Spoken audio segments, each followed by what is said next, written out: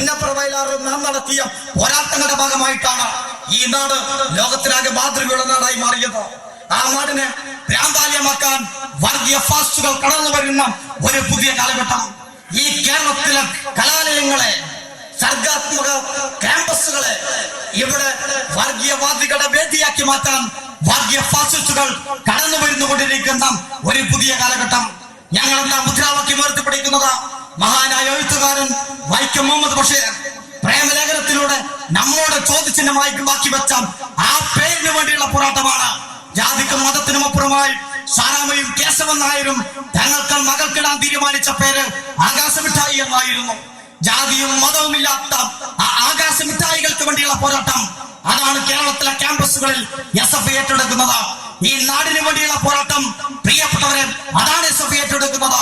തീർച്ചയായും എസ്എഫ്ഐയുടെ കണ്ണൂർ ജില്ലാ സമ്മേളനം നടക്കുന്ന ഈ വേളയിൽ വരുംകാല പോരാട്ടങ്ങൾ, കരുത്ത് പകരുന്ന ചർച്ചകൾ നാളെയും മറ്റന്നാളുമായി നടക്കുമെന്ന കാര്യത്തിൽ യാതൊരു തർക്കവുമില്ല. കേരളത്തിന്റെയും രാജ്യത്തിന്റെയും വിദ്യാഭ്യാസ മേഖല വർഗീയവൽക്കരിക്കാൻ, തകർക്കാൻ ഒരു ഭാഗത്ത് നിന്ന് ഒരു ഭരണകൂടം ശ്രമം നടത്തുമ്പോൾ കേരളത്തിൽ അധികാരത്തിൽ വന്ന ഇടതുപക്ഷ ജനാധിപത്യ മുന്നണി പാവപ്പെട്ടവന്റെ വിദ്യാഭ്യാസ മേഖല സംരക്ഷിക്കാൻ ശക്തമായ ഇടപെടൽ നടത്തുന്നു എന്ന നമ്മുടെ എല്ലാം പ്രതീക്ഷ ഉൾക്കൊള്ളുന്ന ഈ കാലഘട്ടത്തിൽ കൂടിയാണ് എസ്എഫ്ഐയുടെ സംഘടനാ സമ്മേളനങ്ങൾ നടന്നു പോകുന്നത്. തീർച്ചയായും ആ സമ്മേളനങ്ങളിൽ അതിശക്തമായ ചർച്ചകൾ, വരുംകാല പോരാട്ടങ്ങൾ ശക്തിപ്പെടുത്താൻ, ഈ രാജ്യത്ത് എസ്എഫ്ഐയെ ശക്തിപ്പെടുത്താൻ മുൻകാലങ്ങളിൽ നിന്ന് വ്യത്യസ്തമായി ഈ വിദ്യാർത്ഥി പ്രസ്ഥാനം രാജ്യത്തെ കരുത്തിന്റെ വിദ്യാർത്ഥി പ്രസ്ഥാനമായി മാറിയിരിക്കുന്നു. 9 കേന്ദ്ര സർവകലാശാലകളിലാണ് ഈ രാജ്യത്ത് തിരഞ്ഞെടുപ്പ് നടക്കുന്നത്. ആ 9 സർവകലാശാലകളിൽ തിരഞ്ഞെടുപ്പ് നടക്കുന്നതിൽ 6 ഭരിക്കുന്നത് എസ്എഫ്ഐ ആണ്.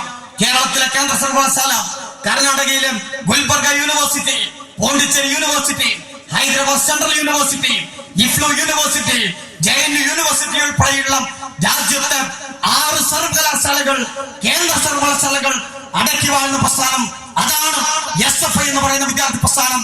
രാജസ്ഥാനിലെ സിക്കർ യൂണിവേഴ്സിറ്റി എബിവിപിയുടെ കോട്ടയായിരുന്നുവെങ്കിൽ എന്ന് അവിടെ പാറി പറക്കുന്നത് എസ്എഫ്ഐയുടെ സ്വാതന്ത്ര്യത്തിന്റെയും ജനാധിപത്യത്തിന്റെയും സോഷ്യലിസത്തിന്റെയും രക്തനക്ഷത്രാങ്കിത സുപ്രഭതാകിയാണ്.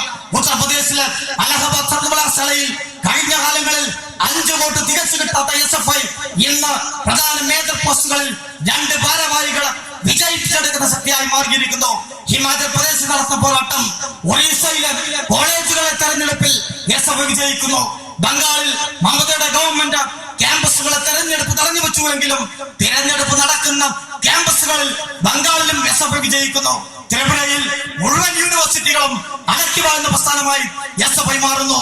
തമിഴ്നാട്ടിലും അതുപോലെ തന്നെ ആന്ധ്രാപ്രദേശിലും കർണാടകയിൽ ഉൾപ്പെടെ എസ്എഫ്ഐയുടെ ശക്തി വർദ്ധിച്ചു വരുന്ന ഈ ഒരു പുതിയ സാഹചര്യത്തിൽ കേരളത്തിലെ 14 യൂണിവേഴ്സിറ്റികളും ഇന്റർനെറ്റിയും പോളിയും എസ്എഫ്ഐ അടക്കി വാഴുന്ന ഒരു കാലഘട്ടത്തിൽ ഞങ്ങളെ തകർക്കാൻ വർഗീയ ഫാസ്റ്റുകൾ എല്ലാ ശക്തിയുമായും സാമ്പാർ മുന്നണിയുമായി കടന്നു വരുമ്പോൾ ഞങ്ങളെ തകർക്കാനാകില്ല എന്ന ഈ ലോകത്തോട് വിളിച്ചു പറഞ്ഞുകൊണ്ടാണ് ഞങ്ങളുടെ സംഘടനാ സമ്മേളനങ്ങളെല്ലാം മുന്നോട്ട് പോകുന്നത്.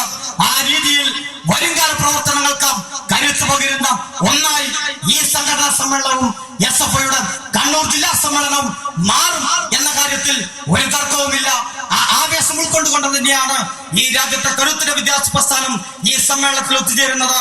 ഈ എന്റെ പ്രസംഗം കേട്ടുകൊണ്ടിരിക്കുന്ന മുഴുവൻ ആളുകളെയും എസ്എഫ്ഐയുടെ സംസ്ഥാന ഘടകത്തിന് വേണ്ടി ഊഷ്മളമായി അഭിവാദ്യം ചെയ്തുകൊണ്ട് ഞാൻ എന്റെ വാക്കുകൾ അവസാനിപ്പിക്കുന്നു.